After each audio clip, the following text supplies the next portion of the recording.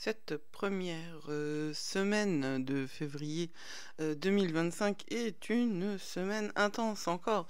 Alors déjà, hein, tout a changé il y a 15 jours quand le soleil est entré en Verseau et la semaine dernière quand nous avons eu cette nouvelle lune en Verseau qui a été suivie par la fin de la rétrogradation d'Uranus. Et cette semaine, il y a encore beaucoup d'aspects qui changent les énergies. Alors, soyons réalistes, hein, demandons l'impossible. Je pense que c'est là-dessus qu'il faut se concentrer, sur la vision, l'espoir et le progrès, vraiment. Et on va quand même avoir quelques vides de course, hein, et un premier quartier en taureau, parce que si les planètes ont beaucoup d'aspects, la Lune, elle bouge pas mal cette semaine. Bonjour, c'est Judith d'Astrologie et compagnie, et je vous présente les brèves de Lune pour la semaine du 2-3 février 2025, la première semaine de février. J'ai créé Astrologie et compagnie pour vous inviter à redécouvrir votre pouvoir intérieur. Avec l'astrologie, les énergies subtiles et les mondes invisibles. Moi, je tisse tout ça, j'additionne, j'organise, je crée un développement personnel, personnel quoi, qui est vraiment fait pour vous et uniquement pour vous, mais par moi. Mon objectif, c'est de vous offrir à vous, j'ai du mal avec le mot offrir, hein, de vous offrir à vous une approche authentique, loin des clichés et des tendances superficielles, parce que il y en a marre, n'est-ce pas? Allez, générique.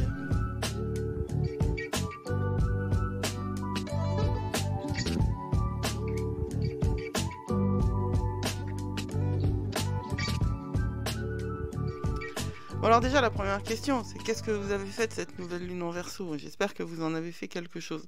J'espère que vous avez pris la mesure des transformations radicales que ça peut apporter dans notre vie à tous. Le mois de février, c'est un mois qui est quand même entièrement, enfin pas entièrement, hein, mais qui est bien impacté par l'énergie du Verseau, puisque le soleil passe en poisson le 18 et que c'est un mois court. Donc c'est vraiment c'est un mois particulier, le mois de février, hein. Il est court, il est au milieu de l'hiver, on est fatigué, on a des raisons de l'être. Simplement là, on va avoir des énergies qui vont nous pousser. Faisons le point. D'abord, on a encore cette conjonction de Vénus et Neptune, qui sont en conjonction jusqu'au 3 février, et qui sont même en conjonction avec le nœud nord. Donc, c'est une grande puissance de spiritualité et d'accès aux mondes invisibles. Utilisez ça, parce que Vénus, là, on va la voir dans la dimension relationnelle qu'elle nous offre, hein, c'est-à-dire dans la dimension d'échange.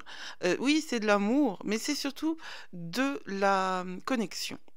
Vénus, c'est la planète qui va diriger à la fois votre relation à vous, aux autres, à l'amour, hein, c'est Aphrodite, mais pas que.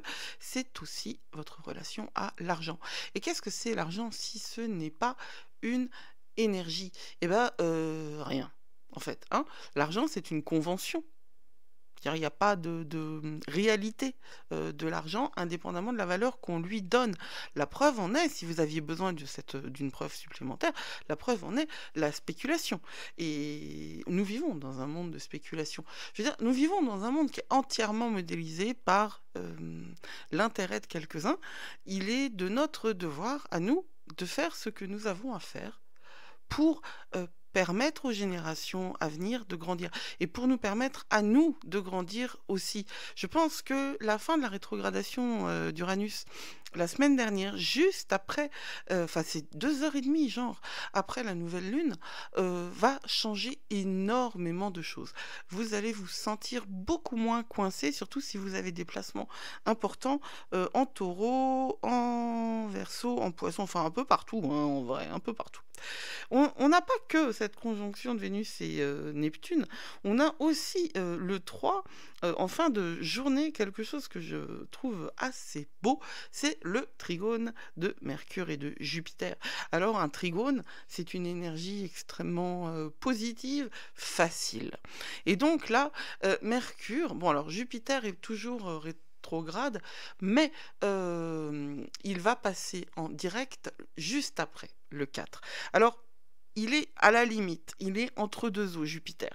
Il est prêt, il est sur les starting blocks, et il est prêt à repartir dans le bon sens. Vous vous rendez compte, la semaine dernière, c'est Uranus qui passait direct. Cette semaine, c'est Jupiter qui passe direct. Sérieux. On a le vent dans le dos, là. Faut en profiter parce que Mars va être chaud. Hein. Il y a les éclipses en mars et elles vont nous demander de revoir bien des choses sur nos croyances et sur notre relation au monde en général. Alors là, on va en profiter de toutes ces choses qui vont nous aider à faire le point. Mercure trigone à Jupiter, au moment où Jupiter repasse direct, hein, eh bien c'est une ouverture cosmique explosive. Mercure ouvre les... Mercure est en Verseau, hein, et il va en Verseau, il est axé sur le non conventionnel, sur penser en dehors de la boîte, sur la vérité.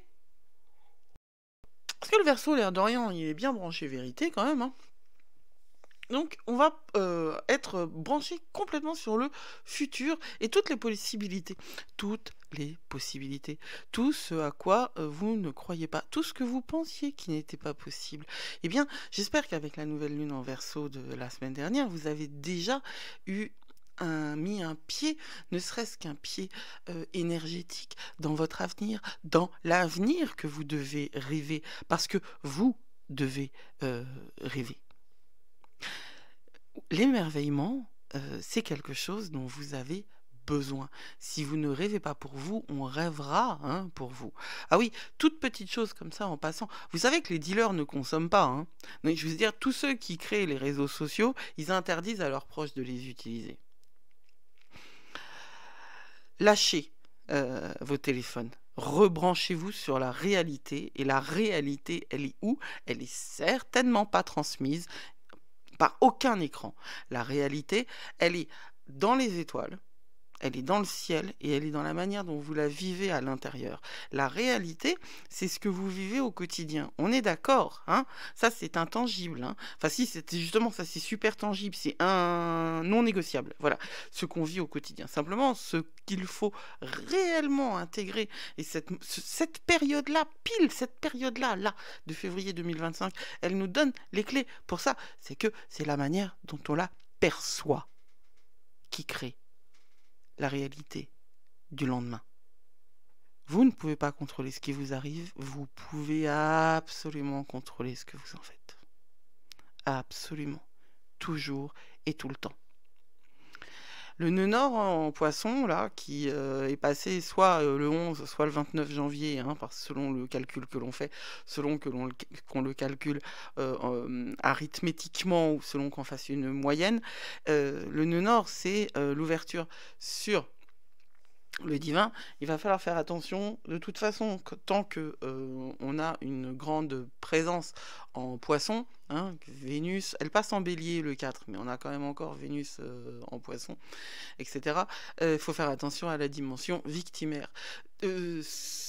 Tant que vous considérez que les autres ont du pouvoir sur la manière dont vous vivez les choses et dont vous les transformez, tant que vous n'avez pas pris la décision non négociable de faire de tout ce qui vous arrive des opportunités, eh bien, les choses ne changeront pas.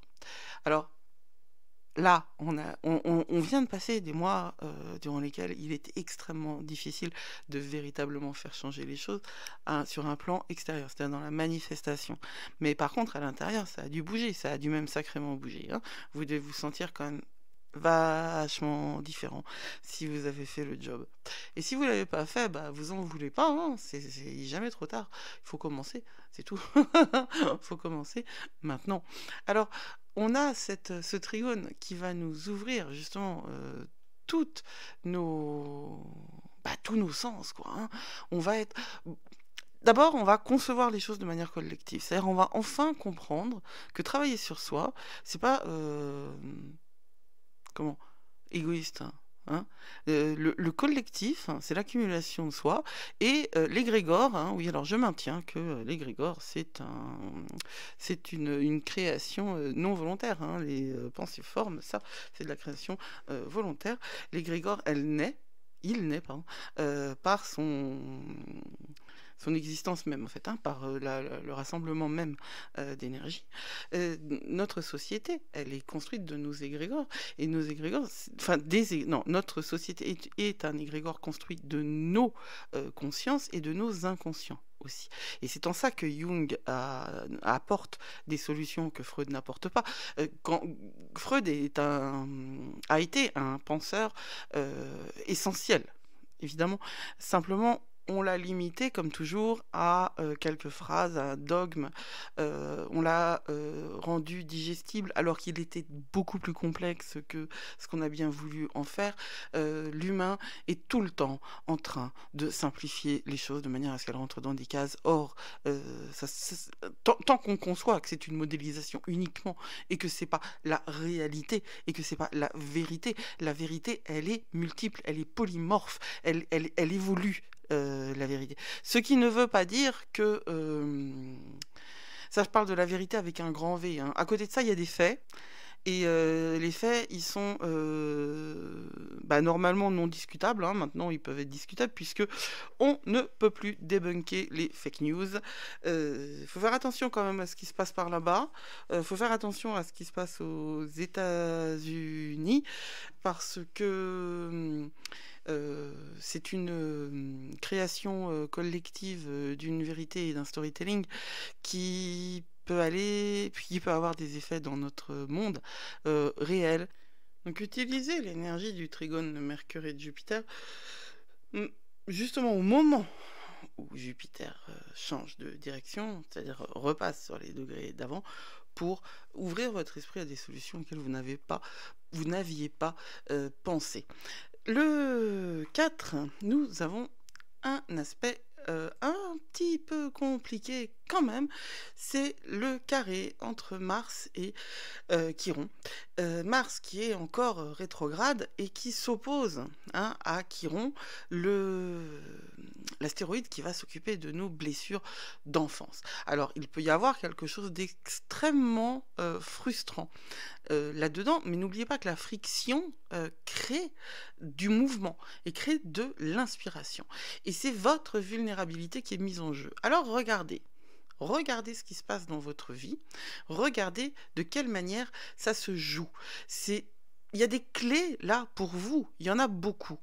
D'autant que Vénus entre en bélier ce même jour. Donc, on va changer littéralement d'énergie, de cette énergie de relation dont je parlais. Là, on est dans quelque chose, là aussi, d'extrêmement dynamique. Vénus en bélier, elle n'est pas exactement à sa place, hein, elle n'est pas hyper à l'aise.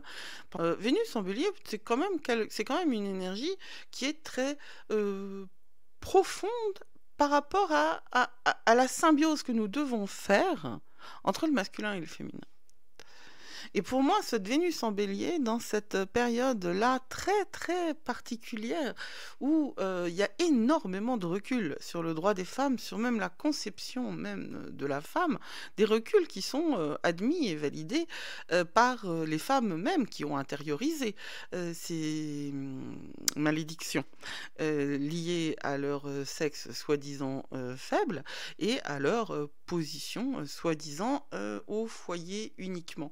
Alors, tout ça, c'est une représentation, hein. Le monde entier ne suit pas ces tendances traditionnalistes, masculinistes, qui ne reflètent qu'une peur, et une peur vraiment profonde, ancrée dans une absence de travail personnel et une absence de conscience. Tout ce qui relève de la peur, tout ce qui fait fonctionner la peur, tout ce qui active la peur en vous, tout ce qui utilise la peur comme levier s'éloigne de la conscience. La conscience de soi et la conscience de la place qu'on a dans l'univers. Et nous vivons à un moment où ces manifestations-là sont nombreuses, bruyantes, et où de très nombreuses personnes suivent ces mouvements tout simplement parce que cela permet de ne pas penser et cela permet de ne pas faire ce travail de conscience, ce travail de relation avec soi-même, ce travail de remise en question de tous les cadres et de tout ce qui compose la soi-disant culture et société. Alors la culture, c'est la production d'œuvres, de pensées, d'écrits, et cette culture, elle devrait être toujours préservée, quand bien même nous ne serions pas d'accord avec ce qu'elle aimait, quand bien même nous ne la comprendrions pas. Une société qui bannit des livres et qui les brûle est une société qui réduit sa population à une forme d'esclavage, à une forme de soumission, à un diktat, à un discours unique. Et ça fait quand même tout à fait partie des dangers du Verseau.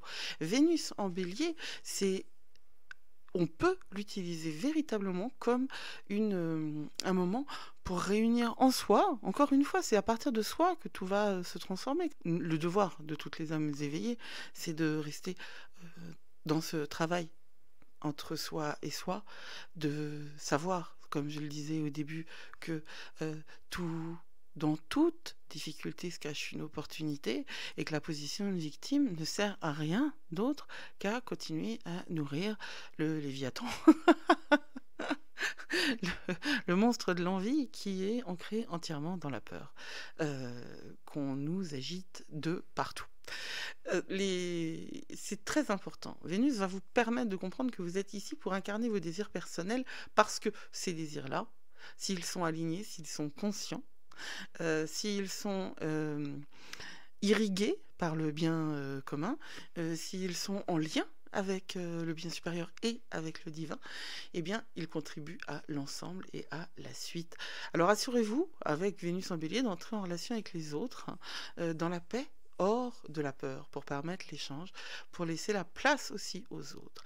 L'énergie du Bélier, c'est l'énergie de l'impulsivité. Alors, soyez dans l'action et non la réaction. Ça veut dire, pour être dans l'action et non la réaction, il faut être dans la proaction. C'est-à-dire qu'il faut prendre les devants, il faut anticiper. Vénus en Bélier, ça va vous demander d'aller courir, faire de la gym, de la salle de sport, danser. Et c'est aussi une énergie qui peut avoir tendance à fermer les cœurs, tout simplement parce que c'est une énergie autosuffisante. Eh bien, vous êtes prévenus, c'est à vous de faire le nécessaire pour continuer à ouvrir votre cœur. Alors, Jupiter passe direct le 4, donc ça clôture toute une période qui va nous conduire jusqu'au 9 juin 2025 en Gémeaux, tranquille. Jupiter va nous permettre de briller. Voilà, en Gémeaux, quand on est dans la dimension mentale. N'oubliez pas que le mental n'existe que quand il est ancré, quand il est dans la terre et dans la relation à l'amour. C'est très important, parce que Jupiter en Gémeaux, ça peut aussi vous donner le Shiny Object Syndrome, c'est-à-dire que chaque fois qu'il y a un nouveau truc qui passe, vous allez vous attaquer dessus, vous allez avoir la tentation pour les gens qui ont des petits problèmes de concentration. Sur le long terme, ça peut être véritablement l'ère du poisson rouge, mais c'est quand même beaucoup de capacité de travail, de calcul, d'échange, de communication. Et il faut en profiter, il faut vraiment en profiter et vous ouvrir. N'oubliez pas la dimension créative et artistique qui est fondamentale. Vous ouvrir sur l'écriture, le théâtre, la musique, la comédie, l'enseignement, enfin vraiment ouvrir votre conscience. Encore une fois, la conscience, c'est à la fois ce qui nous permet de distinguer le bien du mal, et c'est à la fois ce qui nous permet de savoir qui on est et de vivre sur le moment même. Mais pour distinguer le bien du mal, il faut savoir d'où vient la source de l'information. Et pour cela, il faut véritablement avoir un travail d'esprit critique et un travail de passer les informations au crible. Jupiter en Gémeaux en direct, ça va nous aider. En tout cas, moi, je l'espère. C'est comme ça que je le vois. Le 7, on a un super sextile de Vénus et de Pluton. C'est-à-dire que la manière dont vous allez aimer va être alignée avec l'énergie de la transformation et de l'intensité. Le sextile de Vénus en Bélier et de Pluton en Verseau va rallumer ce qui vous passionne et créer votre vitalité. Soyez attentif au type de passion que ça va déclencher. Soyez attentif à votre travail et à vos ombres.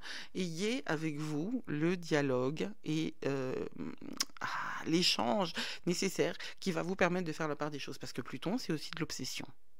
Et que parce que Vénus, elle est en Bélier. Et Vénus en Bélier, c'est hyper sexué. Alors, il peut y avoir quelque chose là-dedans qui vous dépasse largement et qui vous oblige quelque part à demander des choses dont vous n'avez pas besoin parce que vous êtes à l'intérieur d'une démarche obsessionnelle. Pluton peut vous procurer une capacité à identifier les opportunités réelles autour de vous et surtout les besoins. Et ce sextile-là, c'est une énergie vraiment forte qui peut vous procurer, si vous êtes bien à votre place, qui peut vous procurer une détermination à repousser des limites et à concrétiser des ressources importantes, là où, encore une fois, vous ne les voyez pas. N'oubliez pas que Vénus, elle dirige, elle canalise l'énergie de l'argent et que Pluton dirige et canalise l'énergie de la transformation. Toute cette semaine, elle nous amène à des grands mouvements de transformation profonde. On n'est pas dans l'écume là. C'est pas de l'astrologie de l'écume. C'est pas sur la superficie que ça change. C'est à l'intérieur. Et changer à l'intérieur, c'est une des choses les plus difficiles que l'on ait à faire. C'est une des choses les plus difficiles que l'on puisse faire. Et pourtant, c'est exactement ce qui vous est demandé maintenant. Alors si vous vous dites, ouais, mais il y en a marre, quoi. On ne fait que ça, travailler sur soi. Bah ouais, bienvenue dans le monde, quoi. Hein. Bienvenue dans cette réalité-là. On n'a pas le choix. Encore une fois, on peut pleurer ou s'arrêter le temps nécessaire pour intégrer l'information, c'est-à-dire que le corps intègre l'information de l'émotion, mais après, il faut la transformer. Et je vais vous donner un petit indice, hein, si vous êtes toujours en train de lutter contre le temps, contre les événements, contre vous-même, c'est qu'il y a un moment où vous vous êtes pas autorisé à ressentir ce que vous aviez à ressentir. Et ça, c'est vraiment extrêmement commun, hein, parce que ressentir les choses, c'est pas bankable. On n'a pas le temps, et pourtant si. Et pourtant si. Il y avait cette pleine lune en Cancer là qui nous a apporté énormément de clés et revoyez ce que vous avez, si vous n'avez pas pu traverser les émotions qui sont présentées à vous à ce moment-là, revoyez ce qui s'est passé, parce que dans les événements extérieurs il y a des indices sur ce qui se passe à l'intérieur. Revoyez ce qui s'est passé et vous allez comprendre. Vous allez avoir des clés, simplement les clés, encore une fois, quand elles ne sont pas vécues, elle n'ouvre aucun verrou. Alors, la Lune. La Lune, le 3, de 11h19 à 4h34, elle est en vide de course. Donc, l'ensemble de lundi 3 février est en vide de course. Le jeudi 6, il y a un vide de course de 4h29 à 7h45, donc c'est le matin. Et le samedi, un vide de course qui dure toute la matinée, 8h52 à 12h06. Je rappelle que les vides de course, ce sont des moments où il n'est pas conseillé de commencer quelque chose. C'est un moment tranquille, respirez, et prenez le temps de finir des choses ou tout simplement de vous reposer, hein, parce que ça fait pas de mal non plus. Notre lune, elle est en bélier, juste avant le vide de course, c'est-à-dire que dimanche et lundi, elle est en bélier, cette lune. Elle passe en taureau à la fin Où passe-t-elle en taureau? Elle passe en taureau à 4h34 le mardi 4 mars. La lune en taureau, on est... Ah oui, j'ai pas dit ça, mais on a quitté donc la nouvelle lune le 29. Donc là, on est dans le premier croissant jusqu'au premier quartier qui sera en taureau le 5. La lune en taureau, elle est tranquille, elle adore être en taureau, la lune, hein. C'est sensuel, c'est confortable, c'est tranquille, c'est une énergie ancrée, matérielle, sensuelle, dans laquelle on peut profiter d'arranger sa maison, par exemple. C'est pas la lune qui va vous permettre le plus de développer des dimensions psychiques. Par contre, elle va vous permettre de construire le nid, l'espace dans lequel vous aurez la possibilité de réussir tous les changements dont vous avez besoin. Et il y a un premier quartier, donc le 5 février à 9h, en taureau, à 16 degrés 46. Hein. C'est intéressant parce que c'est autour du 15 degrés. Donc c'est un premier quartier. Donc c'est un moment d'équilibre qui se pose aussi à un degré, qui a un degré d'équilibre. C'est le moment où les idées que vous avez eues pendant la nouvelle lune et qui ont grimpé tranquillement durant le premier mouvement entre la nouvelle lune et le premier quartier, bah maintenant, il va falloir les réaliser. Il va falloir agir, mais surtout, il va falloir être souple, bien que la lune soit en taureau. Donc, vous faites le point, vous regardez ce qui s'est passé pour vous et vous continuez à agir. Faites le point. Prenez le temps de regarder ce que vous avez fait et les résultats que ça a donné. Si ça ne correspond pas exactement aux attentes, il y a certainement 2-3 trucs à changer. Donc il y a un petit vide de course de 4h29 à 7h45 le 6, et la lune, elle rentre en Gémeaux le 6. Alors là, on a une lune bavarde.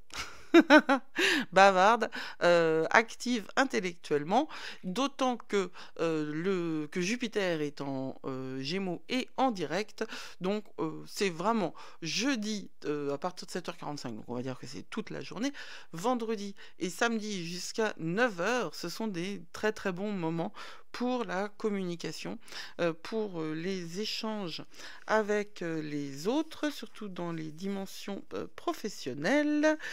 Et on a la pêche, quoi, hein, on a la patate intellectuellement parlant, et on est prêt justement à interpréter, intégrer, accueillir, absorber les transformations que le sextile de Vénus à Pluton nous propose. J'ai oublié de dire que samedi, le soleil était sextile à Chiron. Et là, vous avez eu un carré entre Mars et Chiron le 4. Vous allez maintenant avoir le soleil entre Chiron, le sextile entre le soleil et Chiron. Donc, si on fait très simple, ce qui a été mis en avant sur vos vulnérabilités va être éclairé par le soleil, et vous allez avoir des clés pour transformer tout ça, pour intégrer et pour avancer, et vous aurez ces clés qui seront justement tout à fait sensibles pendant que la lune entre en Cancer le samedi 8. La lune en Cancer, c'est la famille, c'est les relations à la mère, hein. La lune, elle est chez elle en Cancer. Et donc, je vous suggère à ce moment-là de vous